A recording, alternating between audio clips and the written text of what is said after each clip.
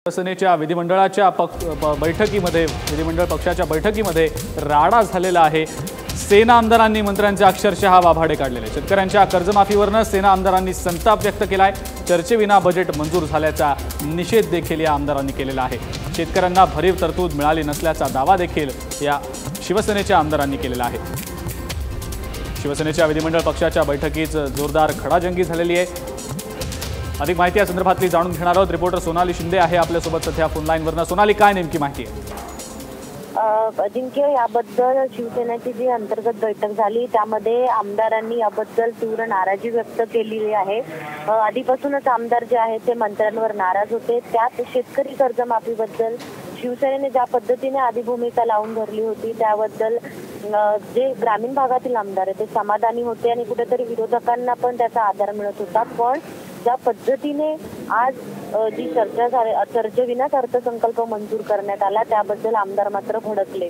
कारण आधीपासून शिवसेनेने भूमिका जी आहे ती कर्जमाफीच्या बाजूने लावून धरली। नंतर ज्यावेळेला शिष्टमंडळ दिल्लीला भेटून आलं त्यावेळेला शिवसेना परत एक पाऊल मागे आली आणि ज्या पद्धतीने 19 आमदारांना निलंबित केलं त्यामुळे शिवसेनेचं महत्व सुद्धा सरकारमधलं कमी झालेलं आहे। आणि त्यातच अर्थसंकल्प हा चर्चेत मंजूर केला। जर चर्चा झाली असती तर शिवसेनेने सरकार विरोधी भूमिका मांडली असती आणि त्या सगळ्यामुळे ग्रामीण भागातील आमदारांमुळे मोठा प्रश्न तयार झालाय। कारण विधानसभा मतदारसंघामध्ये सुद्धा त्यांना याबद्दल जी भूमिका आहे सेनेची जी भूमिका आहे 2 भूमिका सेनेच्या पाहायला मिळतात आणि त्यामुळे त्यांच्या विधानसभा मतदारसंघामध्ये सुद्धा शेतकरी असतील किंवा नागरिक असतील हे शिवसेनेला प्रश्न विचारतात। बिलकुल सोनाली, काही क्षणांसाठी थांबवतोय। आपल्यासोबत शिवसेनेचे आमदार विजय औटे सध्या फोन लाईनवरनं। औटे साहेब, काय नेमकं झालं पक्षाच्या बैठकीमध्ये विधिमंडळाच्या? काय नेमकी मागणी होती आपली?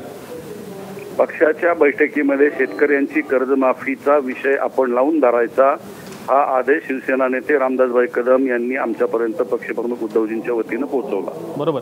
आणि त्याप्रमाणे आम्ही सभागृहामध्ये सर्वजण येऊन बसलो आणि ज्या वेळेला अर्थसंकल्प एका वेगळ्या पद्धतीनं आज त्याला मंजुरी घेण्यात आली, लेखानुदान ज्या पद्धतीनं मंजूर केलं त्याच्यावरचा आक्षेप रामदासभाई कदम, दिवाकर रावते या लोकांनी मुख्यमंत्र्यांच्या कानावर घातल्यानंतर दुपारनंतर सभागृहामध्ये पॉइंट ऑफ इन्फॉर्मेशन वरती आम्ही प्रामुख्यानं 5 आमदारांनी शेतकऱ्यांची कर्जमाफी करणं आणि कोणत्या पद्धतीनं ती करता येते या संदर्भामध्ये भाषणं केलेली आहेत। आणि शिवसेना कर्जमाफीचं वचन जे आम्ही मिळवलेलं आहे ते पूर्ण केल्याशिवाय स्वस्थ बसणार नाही ही शिवसेनेची स्पष्ट भूमिका आहे। पण औटे साहेब, कुठेतरी अशी नाराजी होती का की मंत्र्यांनी ही भूमिका लावून धरली नाही आणि सातत्यानं शेतकऱ्यांच्या कर्जमाफीचा मुद्दा लावून धरणं अपेक्षित होतं मात्र तितकं होऊ शकलं नाही आणि त्यामुळे ग्रामीण भागातले जे आमदार आहेत जे सातत्यानं शेतकरी कर्जमाफीची भूमिका आक्रमकपणे मांडत होते शिवसेनेचे, त्यांचा कुठेतरी हिरमोड झाला असं वाटतं आपल्याला? नाही, आजच्या माझ्या भाषणानंतर बहुतेक आमदार मला येऊन शिवसेनेचे भेटले आणि त्यांनी मला सांगितलं की आता आमच्या मनामध्ये खात्री झाली उद्या जे मुख्यमंत्री निवेदन करतायत त्याच्यातून निश्चितपणानं काहीतरी आपल्या पदरामध्ये पडेल आणि मुख्यमंत्र्यांनी उद्या निवेदन करण्याचं मान्य केलेलं आहे। पण औटे साहेब, कुठेतरी शिवसेनेच्या मंत्र्यांची आमदारांची भूमिका शेतकरी कर्जमाफीच्या मुद्द्याबाबत मवाळ झाली की काय अशी देखील एक चर्चा सुरू होत होती। आता यापुढची भूमिका देखील आधी जशी अग्रेसिव्ह होती, आक्रमक होती तशीच यापुढे देखील राहील? नाही, असं आहे की शिवसेनेची भूमिका कधीही मवाळ झालेली नव्हती। पार्लमेंटरी डेमोक्रेसी सिस्टमचे फ्लोअर मॅनेजमेंट करत असताना काही नियम आहेत, काही संकेत आहेत, ते पायदळी तुडवले जाण्याचा अपवाद शिवसेनेला आपल्यावर घ्यायचा नव्हता आणि म्हणून अर्थसंकल्पीय भाषण आम्ही शांतपणे ऐकलं। आज त्याच्यावरती भाषण करण्याची संधी टाळली गेली भारतीय जनता पक्षाकडून, पण नंतर त्यांनी पॉइंट ऑफ इन्फॉर्मेशन वरती आमची मतं त्या ठिकाणी ऐकली आणि उद्या मुख्यमंत्री त्याच्यावर निवेदन करतील। काय स्वरूपाचं निवेदन आमच्या समोर येतंय याच्यानंतर आमच्या शिवसेनेचे नेते पुढची स्ट्रॅटेजी ठरवतील। बिलकुल। औटे साहेब, शेवटचा प्रश्न विचारतो। उद्याच्या मुख्यमंत्र्यांच्या निवेदनामध्ये काय काय नेमकं अपेक्षित आहे शिवसेनेच्या आमदारांना, खास करून ग्रामीण भागातल्या आमदारांना? शेतकऱ्यांसाठी काही भरीव तरतूद केली गेली नाही असं सातत्यानं म्हटलं गेलं होतं, त्या संदर्भात काही अपेक्षा असणार आहे का? असं आहे की आपल्याकडे शेतकऱ्यांचे 3 प्रकार पडतात। एक 2.5 एकर पर्यंत शेती असणारा अत्यल्प भूधारक, 5 एकर पर्यंत क्षेत्र असलेला अल्प भूधारक आणि तिथून पुढचा साधारणपणे मोठा शेतकरी समजला जातो। बरोबर।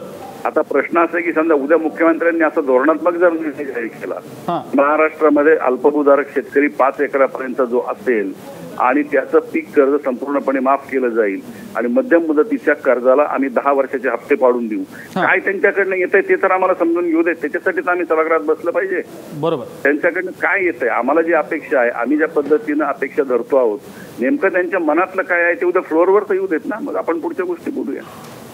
बिलकुल. आवटी साहेब, आणखीन एक प्रश्न विचारतो शेवटचा. जर मुख्यमंत्र्यांच्या निवेदनामध्ये काही समाधानकारक मिळालं नाही शेतकऱ्यांसाठी खास करून, तर काय नेमकी भूमिका यापुढे राहील शिवसेनेची? आक्रमक राहील भूमिका? तुम्ही गृहीतावर प्रश्न विचारताय. जर मिळालं नाही तर काय करणार, मी पंतप्रधान झालो तर वगैरे, जसं आपण निबंध लिहायचो शाळेत, असं चालत नाही राजकारणामध्ये. बिलकुल. आवटी साहेब, असं समजून चालतो की शिवसेनेच्या आमदारांची भूमिका आता शेतकऱ्यांसाठी आक्रमकपणाची राहील? होय होय होय होय. बिलकुल. आवटी साहेब, धन्यवाद. महाराष्ट्र वनची बोललात आपण आणि प्रतिक्रिया दिलीत त्याबद्दल.